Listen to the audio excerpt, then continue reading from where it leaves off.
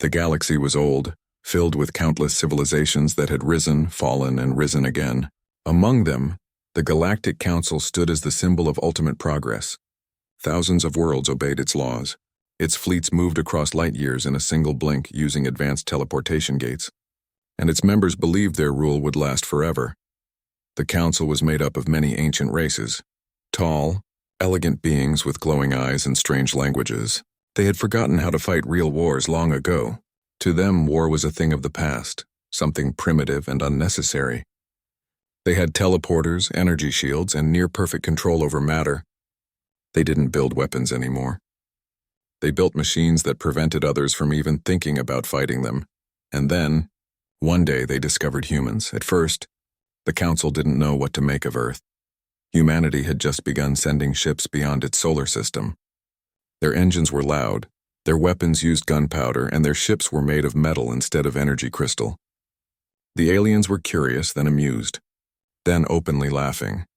The official report from the Council's science division labeled humans as energetically inefficient and emotionally unstable. But humans were invited to join the Council anyway. The Council had a rule. Every intelligent species should be guided before they made mistakes that could disturb the galaxy's balance. The humans were to be civilized. When the human delegation arrived at the Council's central world, GalacticPrime, they were stunned by its beauty. The city floated in the air, held by invisible energy fields. Silver spires touched the clouds, and glowing bridges stretched between them. Everything shimmered as if made of light. The aliens greeted them with calm smiles, their voices smooth and almost musical. They showed the humans how they traveled without moving, how they could teleport across the stars in seconds, and how their minds linked through telepathic fields. The human leader, Ambassador Helen Ward, listened carefully. She was a scientist before she became a diplomat. Her sharp mind absorbed every detail, but deep inside she couldn't help but think that something about all this perfection felt fragile. During the official welcoming speech, the Council's Grand Speaker, an ancient alien named Tural Vakor, addressed the humans with pride. "You have come far for such a young species," he said. "But you must understand, your machines of destruction, your weapons, your wars, they are the toys of children. We have no need for such crude tools. Here violence is gone. Progress is our weapon. Harmony is our power." The human delegation clapped politely, but the soldiers among them exchanged quiet glances. They had seen too much of human history to believe peace could ever last without strength. After the ceremony, Ambassador Ward was invited to a private meeting with the Council's science division. They offered to share teleportation technology with Earth, but only if humans agreed to dismantle their primitive weapons programs. Ward smiled and thanked them, but her answer surprised the aliens. "On Earth," she said calmly, "we believe in keeping what works. Teleporters sound amazing, but we'll keep our engines and our railguns for now." The Council members chuckled softly, thinking she was joking. They didn't realize that humanity meant every word. Back on Earth, scientists and military engineers studied everything they had seen. Humanity's curiosity had no limits. They didn't rush to copy the teleporters. Instead, they asked why they worked, how they could fail, and what could go wrong. Meanwhile, the Terran Defense Network began construction of a massive new project on Mars, a ring-shaped orbital structure named the Horizon Platform. Its purpose was to test the most powerful railgun ever designed. A railgun was an old human invention, simple but deadly. It used magnetic fields to launch a metal slug at incredible speed. The Council thought it was barbaric, but humans saw it as reliable, safe, and understandable. A railgun didn't need delicate quantum alignment or teleportation codes. It needed power, metal, and precision. 3 things humanity had mastered. The chief engineer, Dr. Elias Moreau, stood inside the control room, watching the construction through thick glass. His face was covered in sweat and dust, but his eyes glowed with pride.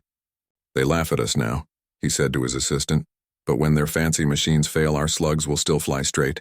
The assistant smiled nervously. "You really think the Council's tech can fail?" Dr. Moreau nodded. "Every system fails. The question is when, not if."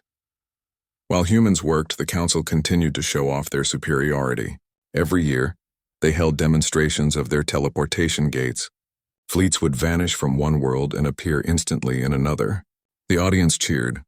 It was a show of power, precision, and control, but small errors began to appear. At first, they were ignored. A ship arriving a few seconds late or a cargo pod disappearing and reappearing in the wrong place. The Council's scientists said it was just quantum drift.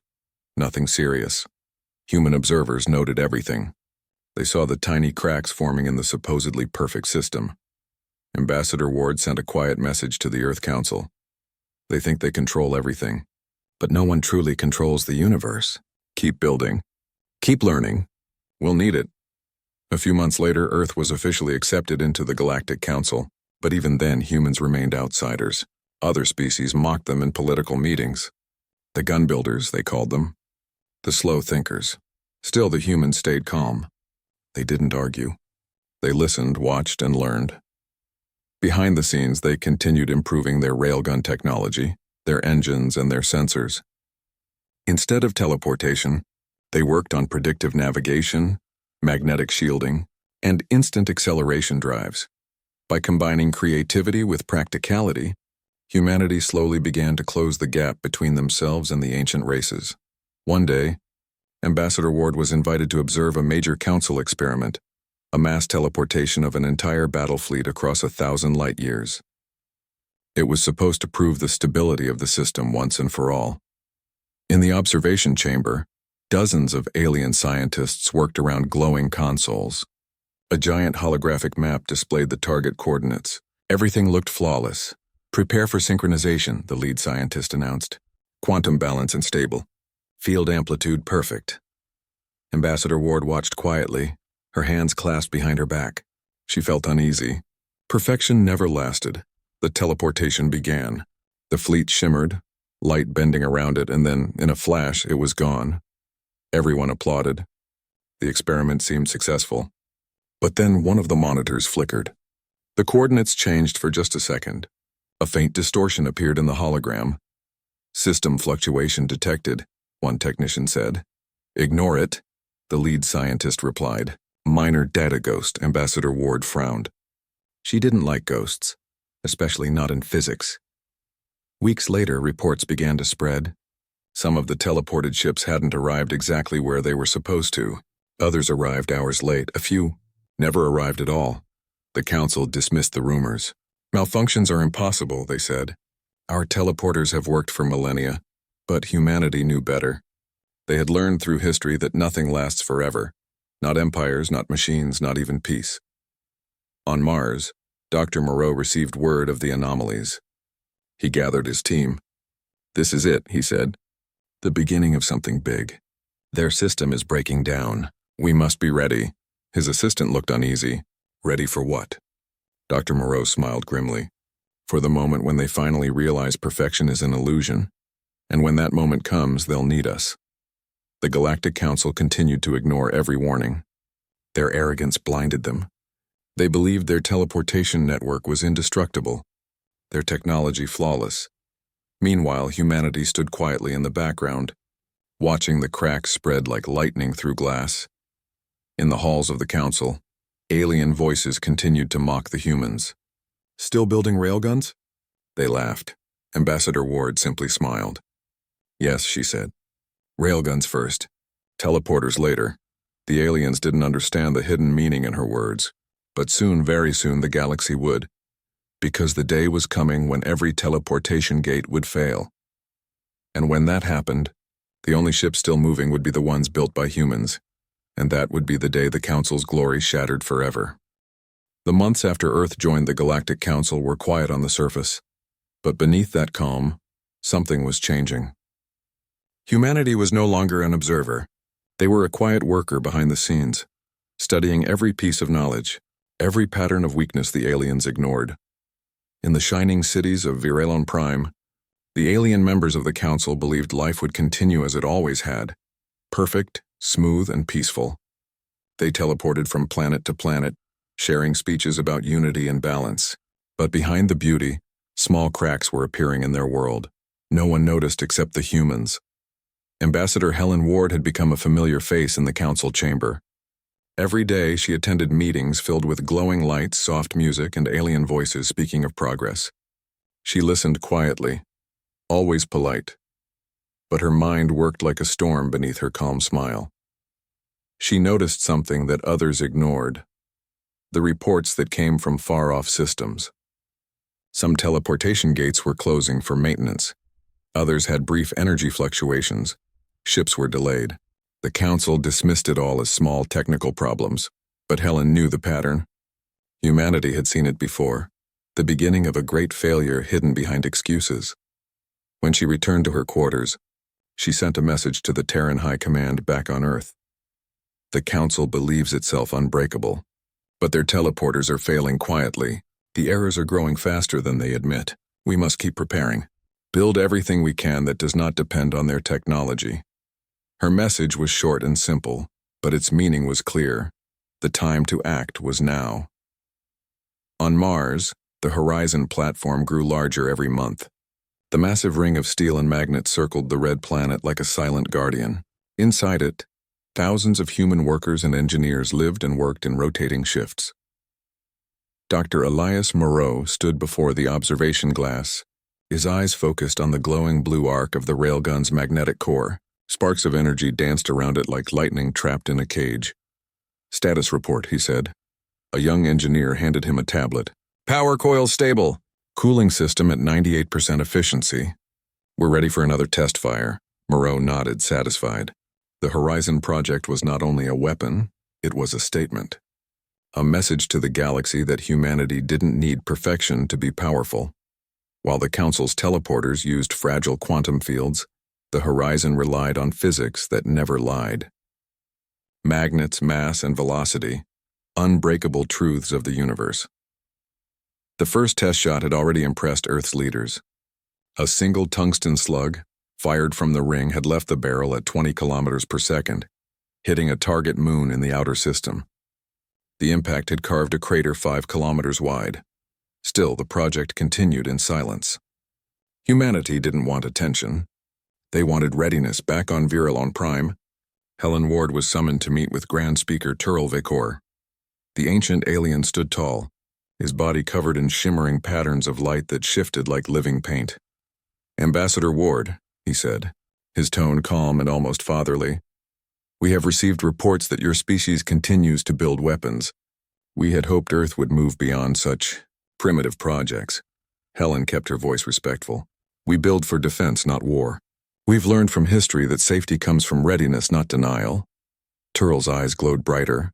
"You humans fear too much. The Council's peace is eternal. The teleportation network connects us all. It ensures no one can attack unseen." Helen smiled faintly. "And if that network ever stops working?" The alien's expression froze for a second. Then he gave a soft laugh. "That would never happen. Our technology is flawless." She bowed slightly. "I hope so, Grand Speaker, truly." But when she left the hall, her face turned serious. She already knew. No system was flawless. The signs grew clearer with every passing month. Teleportation hubs flickered more often. Transported cargo arrived slightly damaged, sometimes missing parts. Entire data transmissions came through scrambled. A few smaller species began to whisper their fears. "What if the teleporters are weakening?" one asked during a private meeting. The Council quickly silenced them. "Rumors spread panic," the official said. "Everything is fine," but everything was not fine. Helen continued collecting data, quietly building a record of every failure. She noticed that the problems were spreading outward from the central teleportation ring, like cracks spreading from a broken mirror. She met secretly with Dr. Moreau through encrypted channels. "Helen, the Council won't admit it. Their systems are failing." Moreau: "Then they'll fall hard when the truth hits. We'll be ready." Helen: "How soon can Horizon be battle-ready?" Moreau: 6 months. Maybe 5 if we push. Meanwhile, human fleets expanded quietly. Their ships didn't teleport. They traveled using fusion engines, gravity slings, and magnetic sails. They were slower than the Council's fleets, but they never disappeared. Each ship carried new versions of railguns, designed using the lessons from the Horizon project. These weapons were simple, powerful, and accurate beyond anything the aliens believed possible. To the Council, humanity's ships were slow metal toys. To humanity, they were life insurance. One day, Helen was invited to attend a teleportation demonstration on the Council's flagship world. It was meant to silence the growing rumors. Hundreds of alien dignitaries gathered to watch as the fleet prepared to teleport across half the galaxy. The atmosphere was proud, full of confidence. The ships shimmered under bright energy fields, ready to vanish in a flash of light. Turl Vekor gave a speech about unity and progress. The teleportation network is the heart of civilization, he declared. It cannot fail because it was built on perfection. Helen stood among the crowd, her expression unreadable. The countdown began. Initiating jump in 3, 2, 1. A light engulfed the ships.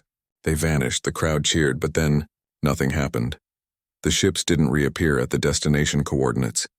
The control screens flickered. The technicians exchanged nervous glances. Delay in arrival signal, one said. Just interference, another replied quickly. Minutes passed. Then an hour. Still no ships appeared. The celebration turned into silence. Finally, one ship arrived, burning, its hull cracked, its systems unstable. Half its crew was gone. The survivors screamed through the comms. The coordinates shifted. We didn't teleport, we fell through. The connection cut off. The ship exploded before it could land. Panic filled the hall. Technicians shouted, trying to stabilize the teleportation field. Energy readings spiked. Alarms echoed. Helen didn't move. She watched with cold understanding. The perfection was breaking. The Council ordered an emergency shutdown of the teleportation network for inspection, but the damage was already spreading. Teleporters across the outer worlds flickered, failed, and collapsed. Without teleporters, the Council's supply lines vanished overnight. Communications slowed to a crawl. Entire sectors became silent. For the first time in centuries, the mighty Galactic Council was cut off from itself. Back on Earth, Dr. Moreau received the news and activated the Horizon Project's final phase. Open the power cores, he ordered. Run full diagnostics. If the Council's empire falls apart, someone will have to keep order. His assistant looked worried. Sir, do you think the Council will ask for our help? Moreau gave a small smile. They won't ask, not yet. But when their teleporters die completely, they'll have no choice. Then humanity will finally show them that simplicity is strength. In the following weeks, chaos grew. Trade routes failed. Worlds went dark. The once proud Council ships were stranded between systems unable to jump. Yet the human fleets kept moving, slowly but surely. Their ships brought food, medicine, and hope to worlds that had been left behind. The aliens began to see humanity in a new light. The primitive species had become the only ones still capable of crossing the stars. One evening, as Helen stood on the balcony of the Council's great tower, she looked out over the glowing city. Teleportation lights that once shone across the skyline were now dark. The air felt heavy, quiet. Grand Speaker Turl approached her. His voice trembled slightly. We did not expect this. Our network is collapsing. How did it happen? Helen turned to him, her tone calm but firm. You built something you didn't truly understand. You trusted perfection too much. You forgot that every system needs limits, every machine needs backup. You forgot how to fail safely. Turl lowered his head. Can you help us? Helen nodded. Humanity can. But first you must understand something. He looked up. What is that? She smiled faintly. Railguns first. Teleporters later. That night, as the stars above Virelon flickered through the energy haze, humanity's future began to unfold, not through magic or perfection, but through real, enduring strength. The Council's glory was fading, and the humans were quietly preparing to lead the galaxy into a new era, one built not on pride but on resilience.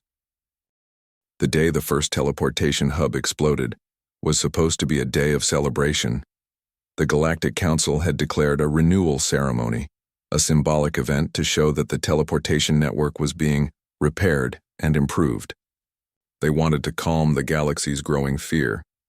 The Council assured everyone that the system was stable, that nothing could go wrong. But in the city of Virelon Prime, as millions watched the event broadcast, a flicker appeared in the sky above the Council's capital tower. It was faint at first, just a shimmer of light. Then the air twisted, folded in on itself, and with a blinding flash, the teleportation gate imploded. The shockwave tore through the upper atmosphere like a storm of fire and lightning. Hundreds of ships vanished. Energy arcs spread across the sky, burning through communication arrays. The explosion echoed across the planet like thunder from another world. For the first time in thousands of years, the Galactic Council felt fear. Ambassador Helen Ward was in the council hall when it happened. The windows shattered, and energy alarms wailed through the building. She was thrown to the ground as the ceiling lights flickered wildly. When she looked outside, the sky was full of falling debris, burning metal and shattered crystals from the teleportation gate. Aliens screamed in confusion. Some shouted for teleportation evacuations only to realize that the gates no longer worked. The city that once floated in calm light was now filled with chaos. Helen pulled herself up, brushing dust from her uniform. Her voice was calm, steady, almost cold. "The network is collapsing," she said to no one in particular. "It's begun." Across the galaxy, the disaster spread like a chain reaction. The teleportation hubs were all connected through delicate quantum fields. When one failed, others began to flicker. Some overloaded instantly, exploding like stars. Others simply vanished, blinking out of existence, taking entire fleets with them. Thousands of ships disappeared mid-jump. Millions of lives were lost in seconds. The galaxy's transportation, communication, and trade, all built on teleportation, fell apart almost overnight. Planets that depended on imported food and medicine were suddenly cut off. Colonies screamed for help, but no one could reach them. The Galactic Council's golden network, once the pride of every civilization, had become the cause of the greatest disaster in recorded history. On Mars, inside the Horizon platform, Dr. Elias Moreau stood before a wall of flickering screens. Each screen showed reports from human scouts and long-range sensors. He read the data in silence. Every hub failure, every lost fleet. It all matched the predictions he and his team had made months ago. His assistant whispered, "It's worse than we thought, sir. Half of the teleportation network is gone." Moreau nodded slowly. "And the rest will follow. The entire system is unraveling." He turned to the engineers around him. "Send word to Earth Command. Activate Project Aurora." The room filled with movement. Officers began relaying orders. Technicians ran to consoles. The Horizon platform, built in secret, now stood as humanity's strongest weapon and their greatest hope.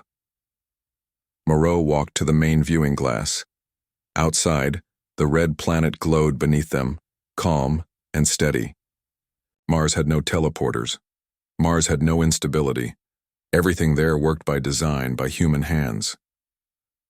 "The universe rewards what is reliable," he murmured. "Now they'll understand why we chose railguns." Meanwhile, on Virellum Prime, the Grand Speaker Tyrell Vakor tried desperately to calm the chaos. He stood before the surviving council members, his glowing body flickering weakly. "The teleportation crisis is temporary," he shouted. "We will restore the network soon. Remain calm." But no one was calm. Representatives from dozens of worlds shouted over each other. "Our fleets are gone. Entire systems are dark. You said this could never happen." Tyrell slammed his staff on the floor, his energy flaring. "Silence!" The hall quieted, but only for a moment. Then Helen Ward stepped forward. Her calm voice cut through the noise. "Grand Speaker, the humans warned you. The instability was there for years. You ignored it." Tyrell's glowing eyes turned to her. "Are you blaming us for this catastrophe?" Helen didn't flinch. "No. I'm saying you forgot what it means to fail. You built something so perfect it couldn't survive imperfection." A murmur spread through the hall.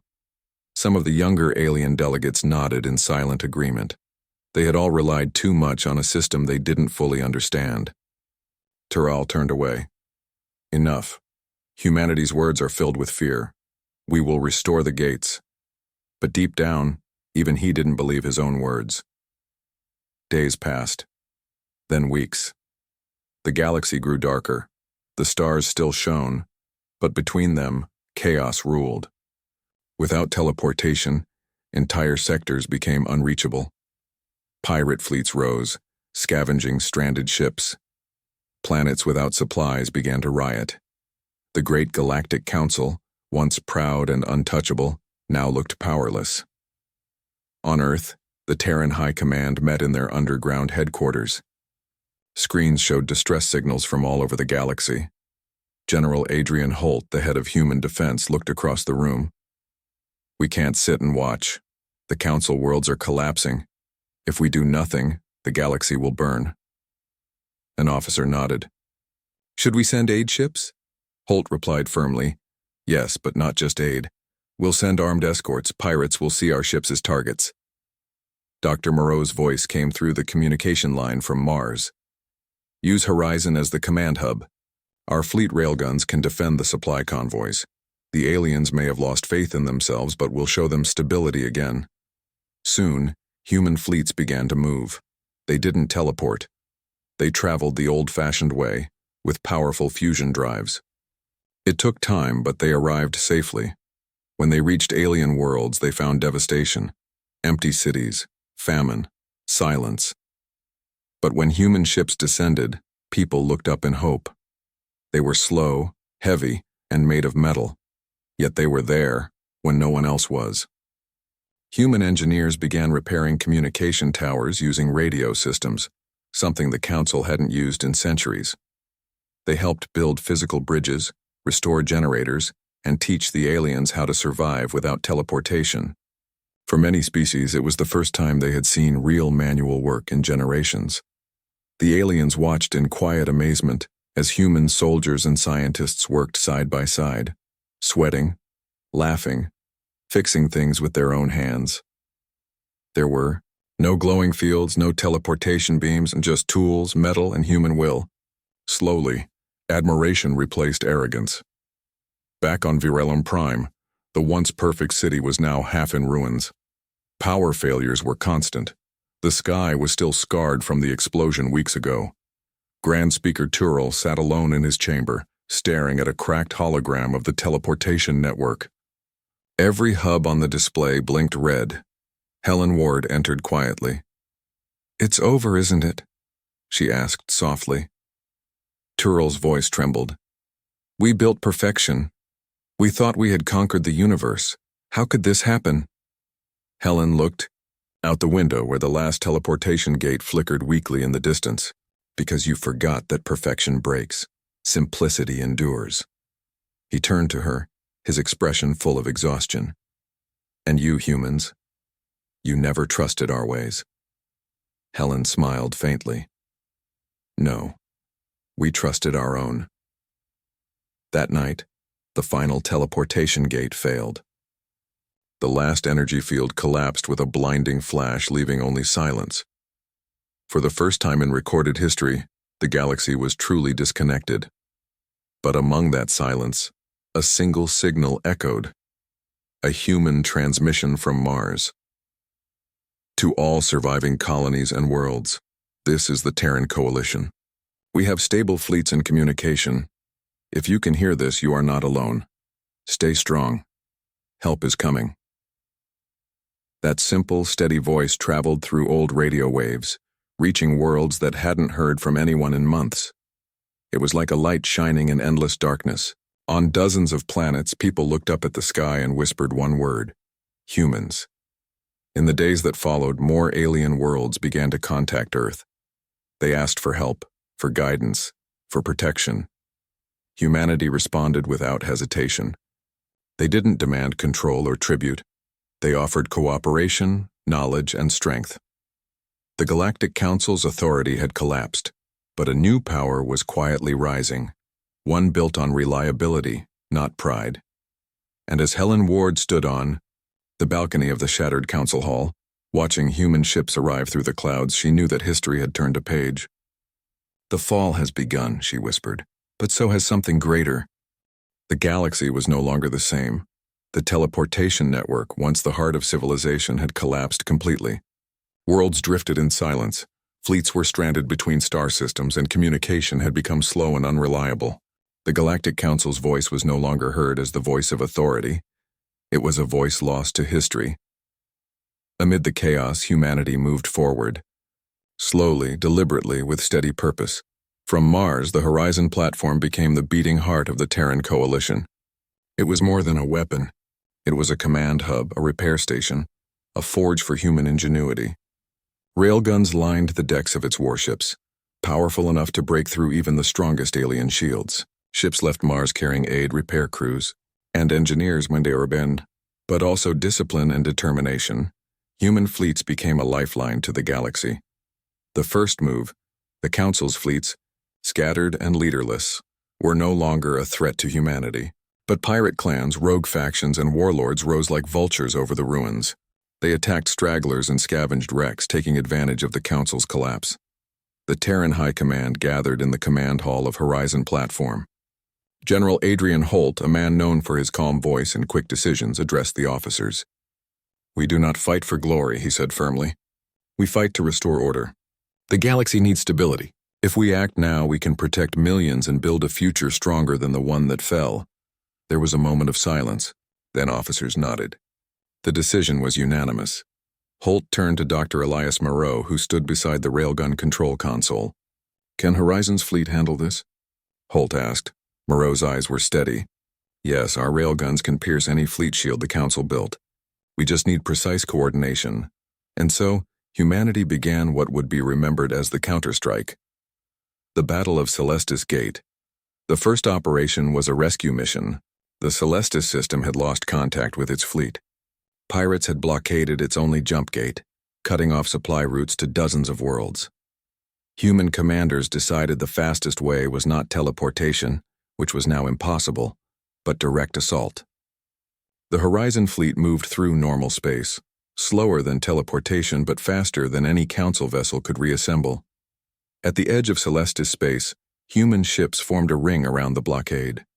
Their railguns glowed, charging silently under the dark void of space. Captain Leona Cade, aboard the destroyer Soul's Edge, took the lead. "All units prepare for volley. Target pirate flagships first." The silence before battle was sharp, filled with tension. Then the railguns fired. Solid metal slugs shot out at unimaginable speed. The first volley struck pirate frigates before their shields could respond. The impact shattered them into burning wrecks. The rest of the fleet scrambled, but human fire was precise, relentless. In minutes, the pirates were defeated. Celestis Gate was clear. Communication was restored. Aid ships streamed through the system. For the first time, humans were no longer a new species to be laughed at. They were seen as protectors. The Council in retreat. The Council, still reeling from the teleportation collapse, watched humanity with growing unease. Their fleets had been scattered. Their pride had been shattered. And humans were filling the void. Grand Speaker Turel Vekor convened an emergency meeting. His voice was strained. "The humans are advancing faster than we expected. They are building fleets, securing systems, gaining influence. We must respond." But the Council no longer had the unity it once had. Many member species questioned their leadership. Some wanted to abandon the ruins of the teleportation network entirely and join humanity. Others whispered of surrender. Turel's council chamber was no longer filled with certainty. It was filled with doubt. The strength of simplicity, back in the Terran Coalition's war room, General Holt studied star maps and battle reports. His voice was calm, but his words carried weight. "They relied on perfection. We rely on reliability. That is the difference." Human fleets now numbered in the hundreds, each ship armed with railguns, reinforced shields, and fusion engines. Their designs were simple, easy to repair, and highly effective. Unlike the Council's teleportation fleets, which required fragile networks and constant maintenance, humanity's warships could be repaired anywhere, with almost anything. That adaptability became humanity's greatest strength. In several weeks, the Terran Coalition secured dozens of systems that had fallen into chaos. They rebuilt supply lines, restored communication, and provided aid to starving worlds. News spread fast. Humanity was the new force that brought hope where the Council had failed. The turning point, the decisive moment, came at the Outer Rim siege. Pirate fleets had gathered in strength, trying to capture the last Council-controlled systems. The Council fleet was scattered and weak. If the pirates succeeded, the galaxy would sink further into anarchy. Horizon Platform became the command center for the Coalition's largest fleet.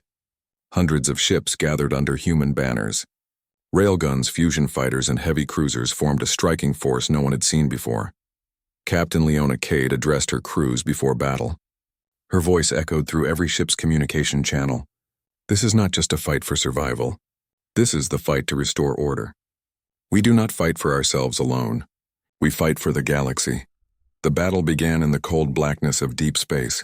Railguns fired in perfect coordination. Each shot struck with devastating force. Pirate fleets collapsed under the bombardment. Council remnants tried to intervene, but without teleportation they could not organize quickly. By the end of the siege, the coalition stood victorious. Outer Rim worlds were safe.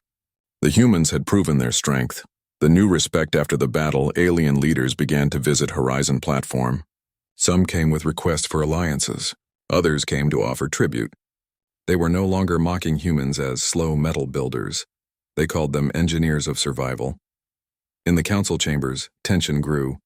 The Grand Speaker admitted that the council could not recover its former power.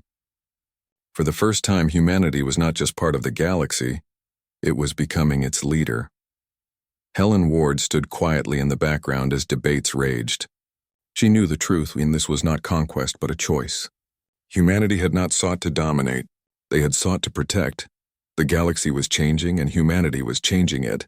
A message to the galaxy from Horizon platform. Ambassador Ward sent a message to every surviving world. The Galactic Council has failed. Its glory is gone. But the galaxy can still be safe. The Terran Coalition stands ready to protect and rebuild. We do not seek power for ourselves. We seek a future for all. Together we can rise again. The message spread across systems, carried by radio, by ship, and by word of mouth. Wherever it reached, it sparked hope. And the hope of the galaxy rested now in humanity's hands. The quiet confidence.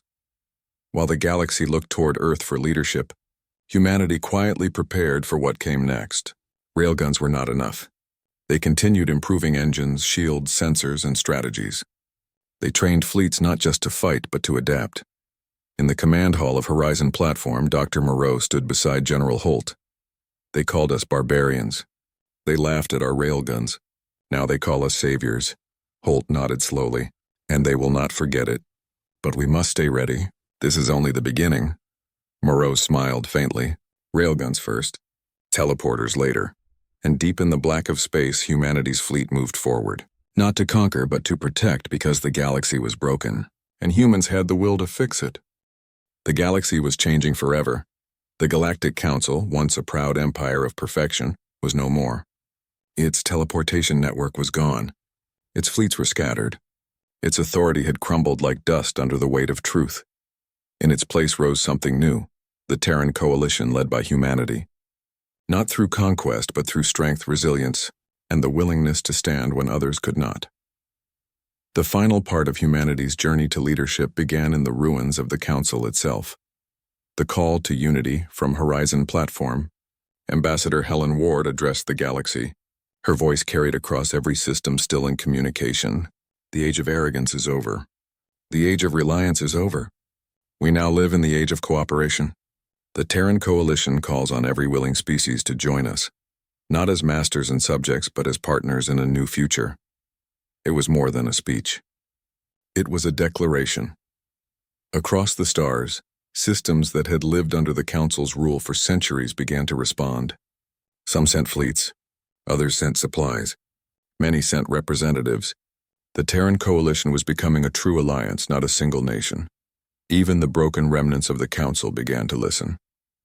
Grand Speaker Tural Vekor, once filled with pride, now faced the truth.